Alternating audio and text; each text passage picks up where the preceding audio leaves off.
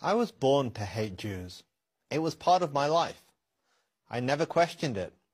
I was not born in Iran or Syria. I was born in England.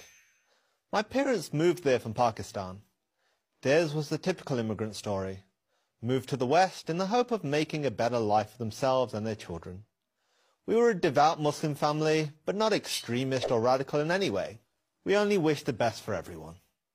Everyone except the Jews. The Jews we believed were aliens living in stolen Muslim land, occupiers who were engaged in a genocide against the Palestinian people. Our hatred, therefore, was justified and righteous, and it made me and my friends vulnerable to the arguments of radical extremists. If the Jews were as evil as we had always believed, mustn't those who support them, Christians, Americans, and others in the West, be just as evil? Beginning in the 1990s, speakers and teachers at mosques and in schools began to endlessly repeat this theme. We were not Western, we were not British, we were Muslims, first and only. Our loyalty was to our religion and to our fellow Muslims. We owed nothing to the Western nations that welcomed us. As Westerners, they were our enemies. All of this had its desired effect. At least, it did on me. It changed the way that I saw the world. I began to see the suffering of Muslims, including in Britain, as the fault of Western imperialism. The West was at war with us, and the Jews controlled the West. My experience at university in Britain only enhanced my increasingly radical beliefs. Hating Israel was a badge of honor.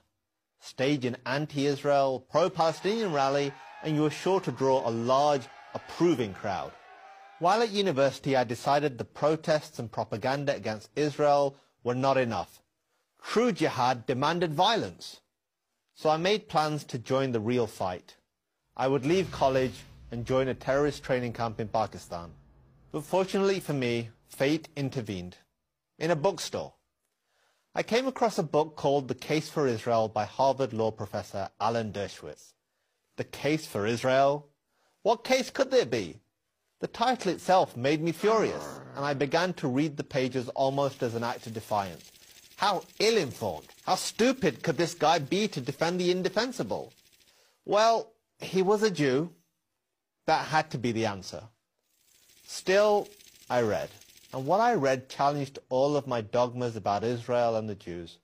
I read that it wasn't Israel that created the Palestinian refugee crisis, it was the Arab countries, the United Nations, and the corrupt Palestinian leadership. I read that Jews didn't exploit the Holocaust to create the State of Israel. The movement to create a modern Jewish state dated back to the 19th century, and ultimately to the beginnings of the Jewish people almost 4,000 years ago. And I read that Israel is not engaged in genocide against the Palestinians. On the contrary, the Palestinian population has actually doubled in just 20 years. All this did was make me angrier. I needed to prove Dershowitz wrong, to see with my own eyes how racist and oppressive Israel really was. So I bought a plane ticket. I would travel to Israel, the home of my enemy. And that's when everything changed. Everything. What I saw with my own eyes was even more challenging than what Dershowitz had written. Instead of apartheid, I saw Muslims, Christians and Jews coexisting. Instead of hate, I saw acceptance and even compassion. I saw a raucous, modern, liberal democracy, full of flaws, certainly, but fundamentally decent. I saw a country that wanted nothing more than to live in peace with its neighbors. I saw my hatred melting before my eyes. I knew right then what I had to do.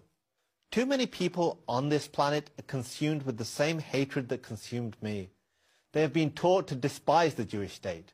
Many Muslims by their religion, many others by their college professors or student groups. So here is my challenge to anyone who feels this way. Do what I did. Seek out the truth for yourself. If the truth could change me, it can change anyone. I'm Kasim Hafeez for Prager University.